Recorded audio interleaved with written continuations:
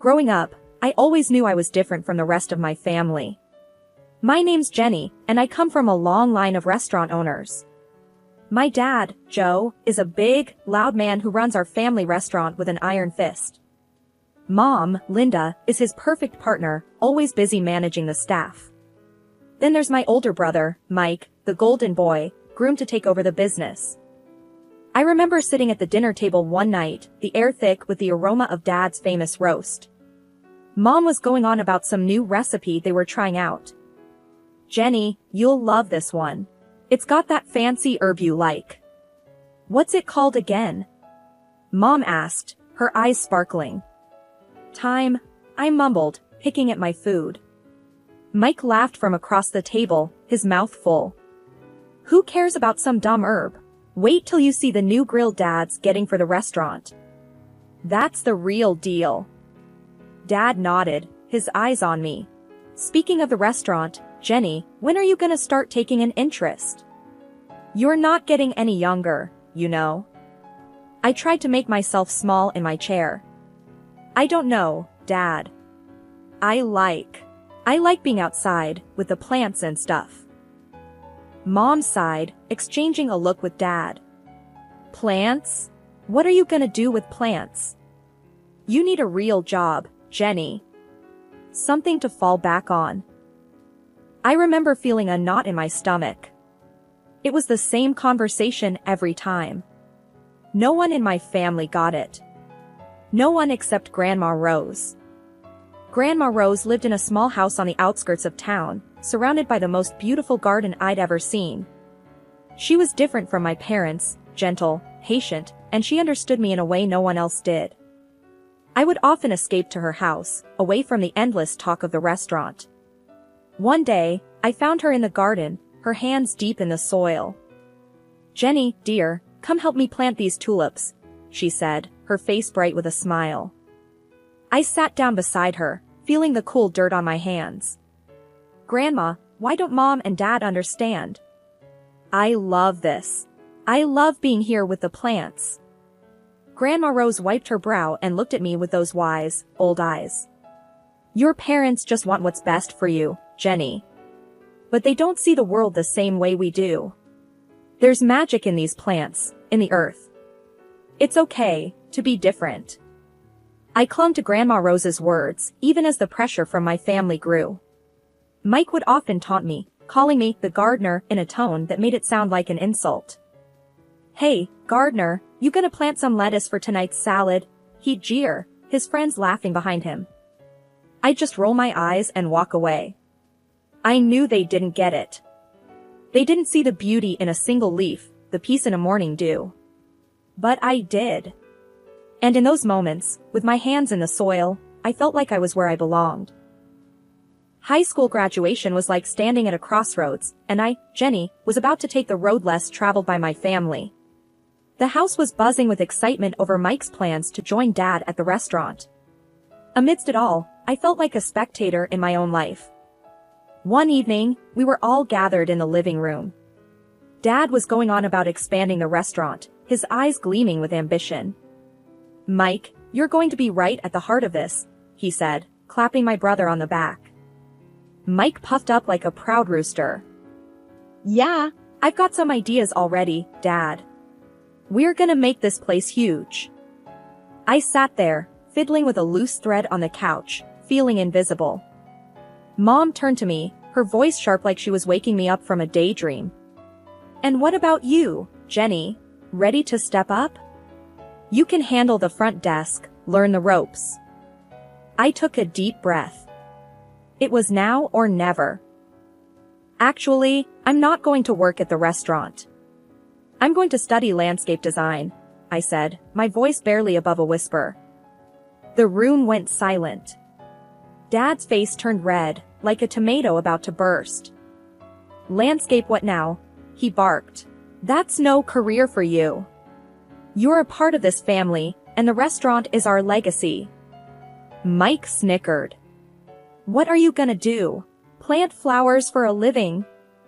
I felt my cheeks burning. "Yes, actually. That's exactly what I'm going to do. I'm good at it, and I love it." Mom's face was a mix of confusion and worry. "Jenny, be sensible. You can't make a living off playing in the dirt." I stood up, feeling a surge of defiance. "It's not just playing in the dirt, Mom. It's creating something beautiful, something real. I'm not asking for your approval, but I am telling you, this is my decision." Dad slammed his hand on the table, his voice booming. "If you choose this foolishness, you're on your own. Don't expect any help from us."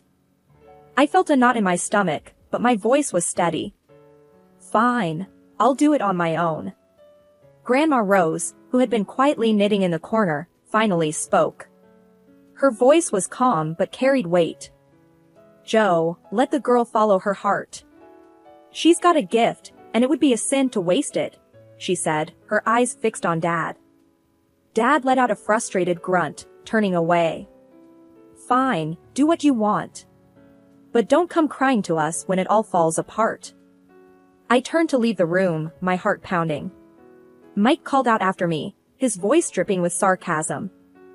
"Good luck, Gardner. Let's see how far those flowers get you." Stepping into college life felt like diving into deep water. It was thrilling, yet daunting. I, Jenny, was far from the familiar paths of my family's expectations, ready to carve my own way in the world of landscape design. I still remember the buzz of the first day in class, the room swirling with the energy of eager students. I found a spot in the back, trying to shrink into the shadows. That's when Zoe, a girl with fire engine red hair and eyes full of mischief, dropped into the seat next to me. "Hey, there, newbie, I'm Zoe. First timer in landscape design?" I gave a shy nod. "Yeah, I'm Jenny." It's all a bit overwhelming. Zoe's laugh was loud and genuine. "You'll fit right in. Wait till you get your hands into the real dirt. It's epic. What dragged you into this world?" I hesitated, the sting of my family's disapproval still fresh. I've always loved plants, the outdoors. It's where I feel right, you know. Her grin widened. "Perfect place for you then." Classes were a whirlwind of learning and creating. I was absorbing things like a sponge, from the science of soils to the art of design. I was finally speaking a language I loved. After one particularly intense session, Mr. Davidson, our professor, a man as tall and sturdy as an oak, called me over. "Jenny, your designs, there's something else. You've got a real knack for this," he said, his voice serious but encouraging. I was stunned. "Really? Thank you, Mr. Davidson. I'm just trying to do my best." He leaned forward, his eyes piercing. "There's potential in you. Don't let it go to waste. Push harder." His words became my mantra. I started to live in the studio, my designs becoming more ambitious, more expressive. It was exhausting, but exhilarating. But even in those moments of joy, a part of me yearned for my family, despite everything. One quiet evening, I gathered the courage to call home. The phone rang, each tone heavy with anticipation. Finally, Mom's voice came through, sharp like a knife's edge. "What do you want, Jenny?" Her tone stung, but I pushed on. "I just wanted to check in, see how everyone is." She snorted, her voice dripping with scorn. "Oh, now you care? After running off to play in the dirt, abandoning your own family." I clenched my teeth, fighting to keep my voice steady. "I didn't abandon anyone, Mom. I just chose a different path." Her laugh was bitter. "A dead-end path, you mean? Don't expect us to be here waiting when it all crumbles around you." The call ended soon after, leaving a sour taste in my mouth. But it also fueled a fire in me. I dove back into my work with a new intensity, determined to prove not just to my family, but to myself, that I was on the right path. Life has a way of throwing curveballs, and mine came in the form of a phone call during my final year of college. It was Aunt Clara, my mom's sister, her voice shaky and strained. "Jenny, it's about your Grandma Rose. She passed away last night," Aunt Clara said, her voice cracking with emotion. I felt the ground slip away beneath me. Grandma Rose had been my rock, the one person who believed in my dreams. Losing her felt like losing a part of myself. The funeral was a somber affair. My family was there, all stiff and formal. Dad, Mom, and Mike looked like strangers to me. After the service, I overheard Mom talking to Aunt Clara. I still can't believe she left that house to Jenny. What's she going to do with it? She can barely take care of herself, Mom said, her voice dripping with disapproval. I felt a surge of anger but bit my tongue. I didn't want a confrontation, not there, not then. The will reading was a few days later. Grandma Rose had left me her house, the beautiful garden haven where I had spent countless hours. My family was shocked, their whispers sharp as thorns. Why would she leave it to Jenny? She's never around anyway, Mike muttered under his breath. Dad's face was like thunder. This is ridiculous. That house could have been sold, put money into the restaurant. I stood up, my voice steady but firm. Grandma knew I loved that house, that garden. It was where we spent so much time together. I'm going to keep it, just as she wanted. Mom's response was cold and harsh. So, you're just going to live there alone, playing in the dirt? What a waste. Their words stung, but I had made up my mind. I moved into Grandma's house, immersing myself in the garden she had loved so dearly. I started renovating the place, pouring my heart into every plant, every flower bed. As the months passed, I transformed Grandma's garden into something truly special. It became my sanctuary, a place where I could be myself, away from the judgment and expectations of my family. The day the invitation to Mike's wedding arrived at my doorstep was a day of mixed feelings. It was a fancy piece of paper, golden letters against a white background, representing a part of my life I had left behind. Staring at it, I felt a storm of emotions churn inside me. I decided to go, but on my terms. I dressed in a way that felt true to me, elegant but simple, a far cry from the dirt-stained clothes they remembered. Entering the restaurant, the sights and sounds of my past life engulfed me. I spotted my family across the room. Mom, Dad, and Mike, all decked out, looking like a picture-perfect family. I braced myself and walked over. Jenny? I didn't think you'd accept the invitation. Mom's voice was sharp, cutting through the noise. I came to see Mike get married. It's a family event, isn't it? I replied, trying to keep my voice level. Mike glanced at me, his smirk familiar and unwelcome. What's the matter? Ran out of bushes to trim. Decided to play dress up for a change? I felt a familiar sting, but I brushed it off. I'm just here to wish you well, Mike. It was then that his bride, a tall woman with a haughty look, chimed in. Oh, this is the infamous Gardner sister? Did you manage to scrub the dirt from under your nails, dear, or is that your natural look? Her words, sharp and mocking, hung in the air. I clenched my jaw, refusing to let her see how deep they cut. I clean up just fine, thanks for asking. Congratulations to you both. Dad's eyes were cold, his voice colder. Your being here doesn't erase the past, Jenny. You chose your path. Their words were like thorns, but I had grown a thick skin. I'm not here to rehash old arguments. Just wanted to wish Mike a happy married life. I was quickly ushered to a small table in the corner, away from the family. Sitting there, I could feel the curious stares and hushed whispers. That's the gardener, they whispered, the black sheep of the family. But as I sat there, a sense of pride welled up in me. Yes, I was the gardener, the one who had dared to follow her own path. I was no longer the shy, unsure girl they remembered, but a woman who had found her strength, who had bloomed in spite of them. My discomfort only grew as the evening stretched on. Sipping my drink, I tried to make myself invisible, but that plan fell apart when I caught the eye of some guys I knew from childhood, Mike's friends, the same ones who used to join him in mocking me. Look who's here, the family's little dirt digger, one of them, Jake, jeered as they approached, a sneer plastered on his face. I took a deep breath, steeling myself. Actually, it's landscape designer. But I wouldn't expect you to understand the difference. Their laughter was harsh, grating. Oh, listen to her, thinks she's all high and mighty now. Chris, another one, added with a scoff. I bit back a sharp retort, my hands clenching under the table. I've worked hard for my success. My job is more than just playing in the dirt. Their amusement was cut short when an elderly man at the next table interjected. He'd been listening, his expression growing increasingly disapproving. I've seen this young lady's work. The new park downtown, that's hers. It's outstanding. Shows what you know.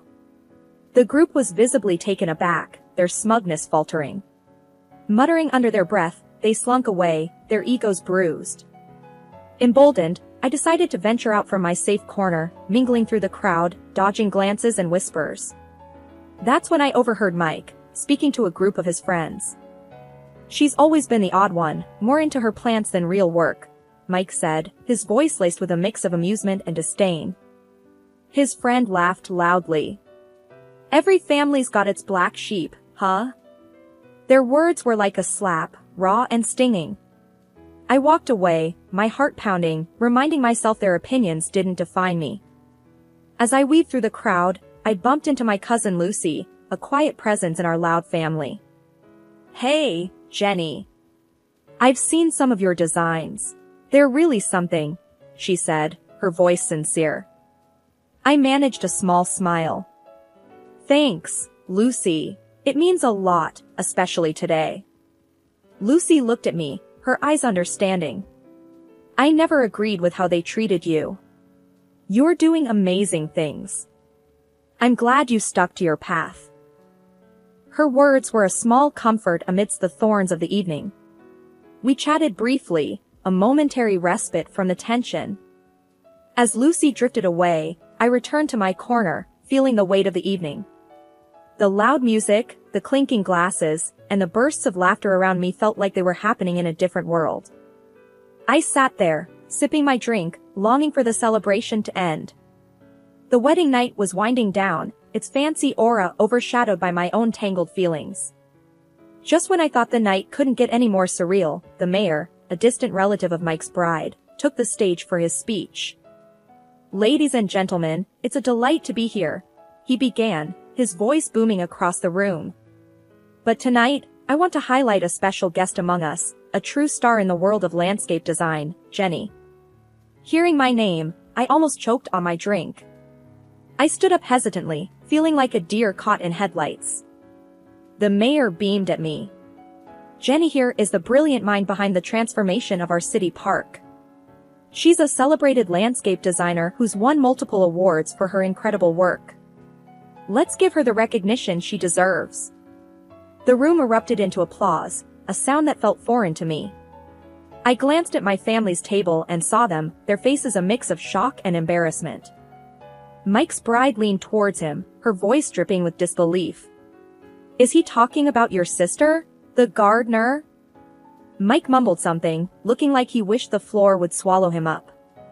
The mayor's praise continued. Jenny's work has revitalized our city. She's a true talent. Amidst the clapping, I felt a surge of confidence. The mayor's words were like a light, dispelling the shadows of doubt and scorn from my family.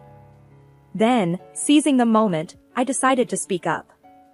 Thank you, Mayor, for your kind words. It's an honor to contribute to our city's beauty. I paused, my gaze sweeping over the crowd, settling on my family. It's funny, isn't it? How life turns out. Mike, you and your bride are perfect for each other. Your shared talent for rudeness to others is quite remarkable. The room went silent, the air thick with tension. My parents, my brother, and his fiancée blushed deep red, their shame as visible as if I'd slapped them. Mom's voice cut through the silence, sharp as a knife. Jenny, what are you saying? This is your brother's wedding. I met her gaze, unflinching. Just speaking the truth, Mom. Something our family seems to struggle with. Mike stood up, his face red with anger. You can't come here and talk to us like that. I held my ground, my voice steady. I've earned my right to speak, Mike. Maybe it's time you all listened. The confrontation ended with Mike sitting down, defeated, and the room slowly buzzing back to life. The mayor gave me a nod of respect before moving on. As I sat back down, the weight of the night lifted slightly. I had spoken my piece, stood up for myself in a way I never had before. I was no longer just the gardener or the outcast. I was Jenny, a recognized landscape designer, someone who had grown past her family's narrow expectations. After Mike's wedding, word got out about my success as a landscape designer. People were buzzing about the awards I'd won and the projects I'd aced. It felt like stepping into the sunlight after years in the shadows. And then, my family came calling. One afternoon, while I was busy sketching out a new garden design, my phone rang. It was Mom. Her voice had a sweetness to it that felt out of place. "Jenny, darling, we've been hearing so much about your work. Your father and I are so proud of you," she cooed. I raised an eyebrow. "Really? That's a change of tune." There was a pause on the line. "Well, we were thinking, maybe you could come over. We'd love to see you, catch up on things." I could almost hear the gears turning in her head. "Catch up, or catch onto my bank account?" I shot back. Mom's voice faltered. "Jenny, that's not fair. We're family." The word family hit a nerve. Family? Like when you all but disown me for following my dreams. Seems like family matters when there's money in the picture. Before she could respond, I ended the call. I wasn't about to let them back into my life just because they smelled success. A few days later, there was a knock at my door. Mike was standing there, hands in his pockets, looking everywhere but at me. "Hey, Jenny, can we talk?" he mumbled. I crossed my arms. "This should be good. What do you want, Mike?" He shifted uncomfortably. "Look, I know we haven't been great. But you're doing well, and I was wondering if you could, help me out a bit." I couldn't believe what I was hearing. Help you out? After years of calling me the gardener and laughing at my ambitions. Mike's face reddened. "I didn't mean it like that. It's just that things are tough, and..." I cut him off. "Save it, Mike. I'm not your ATM. You and the family made it clear how you felt about me. You can't just waltz back into my life when it's convenient." He opened his mouth to argue, but I stopped him. "No, Mike. You made your bed. Now lie in it." After he left, I sat in my garden, surrounded by the beauty I had created. My phone rang a few more times over the next week, more attempts at reconciliation from my family, but I didn't answer. I was done with their fair-weather affection. I had built a life for myself, one that didn't need their validation or their greed. I was thriving in my own right, and that was all that mattered. They had chosen their path, and I had chosen mine. As I looked around at the plants and flowers that were a testament to my hard work and passion, I realized I had everything I needed right here. I was happy, successful, and free from the toxic ties that had once bound me. This wasn't just the end of a chapter, it was the beginning of a whole new book. My book. And I was going to make sure it was a bestseller, written on my own terms, in my own style. The new growth in my life was just starting, and I was ready for whatever came next.